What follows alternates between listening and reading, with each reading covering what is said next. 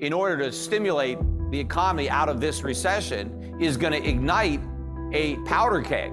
We already have an inflation problem, and Powell's going to pour all this gasoline on it. And so we're going to see inflation moving up to a much higher level, even though it's already very high. You think that inflation is not done rising? It's going to go above 9.1%. Peter, I just want to point out the fact that in no prior recession over the last 70 years has inflation risen during a recession. This time's going to be different? Yes, well, as they keep telling us, this is a very unique recession. In fact, most people don't even want to admit that we have one. Okay. But, look at the recessions of the 1970s. You had rising prices there, during stagflation, and that's what my forecast is. Remember, last year, I was predicting the U.S. economy would be in recession in the first half of 2022, and very few people had that right. But I also predicted that inflation wasn't transitory, that it would get stronger as the economy got weaker, and that is exactly what happened. Now, the reason that I believe that inflation is going to kick into a higher gear as this recession that we are in gets worse is because I believe Powell is going to pivot ultimately, and he is going to give up his fight against inflation in order to fight a different foe, and that is going to be a recession and rising unemployment and potentially a financial crisis, either one that has already happened or one that is rapidly approaching. And so I think Powell is going to choose what he believes to be the lesser of the two evils. And I think he's going to pick fighting recession and propping up financial markets and monetizing government debt so the Treasury doesn't have to default. I think the Fed is going to pick that over inflation. And so unlike the pivot that we got with Volcker back in 1982, where Volcker pivoted after a victory in his fight against inflation, Powell is going to pivot despite defeat. Inflation is going to win.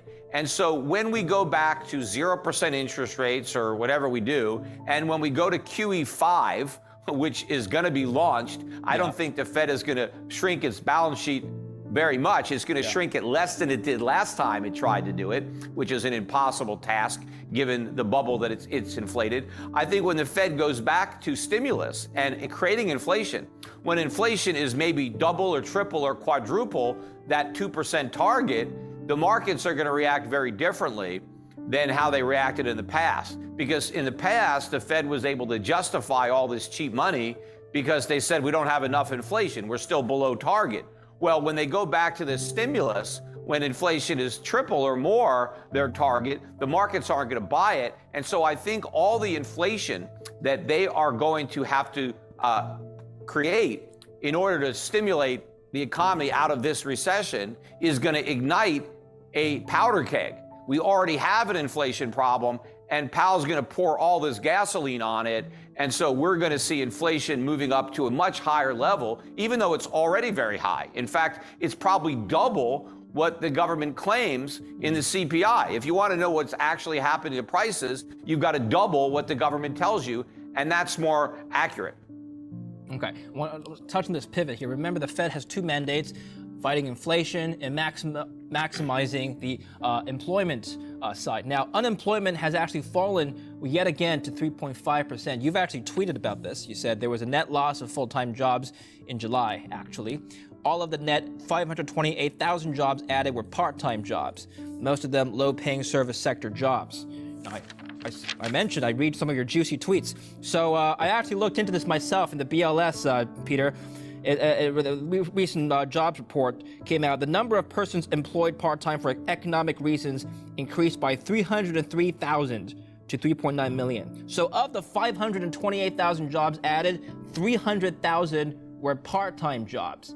Now, the Fed's looking at the overall unemployment number, and they're probably thinking, okay, we don't have to fight unemployment right now because it's at an all-time low, right? Is that an accurate statement to make? Is that an accurate reading of the number?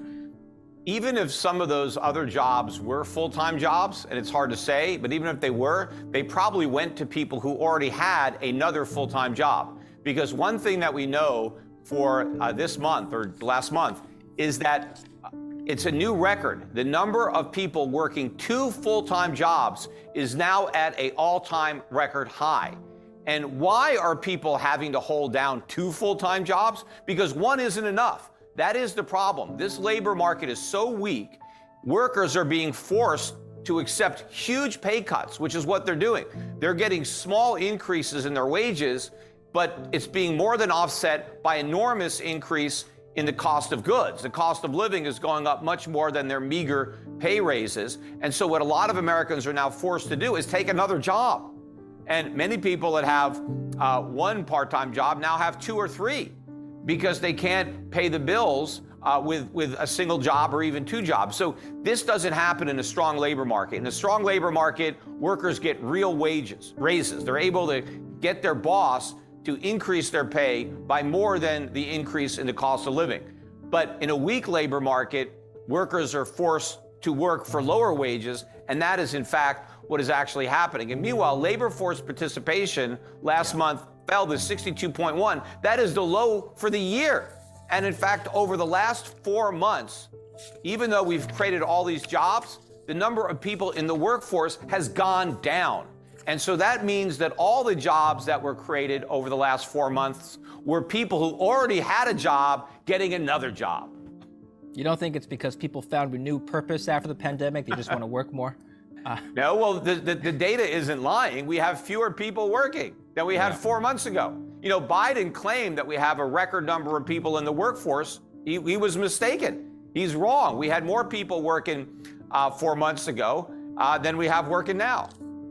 Okay, well, by the way, Yeah. the record high for the number of people working is before the pandemic. So even though we've recovered the jobs that we lost prior to the pandemic, it's only because the same people have multiple jobs. We haven't recovered the workers. We still have a lot of workers that were working prior to the pandemic that haven't rejoined the labor force. Okay, I want to come back to the financial crisis that you mentioned earlier in the interview, but first, another juicy tweet you've made. You said that there's no trade-off between inflation and economic growth. Real economic growth increases supply, holding prices down. The problem is that our economy hasn't had real growth thanks to the Fed. It experienced an artificial bubble. To fight inflation, that bubble must be popped.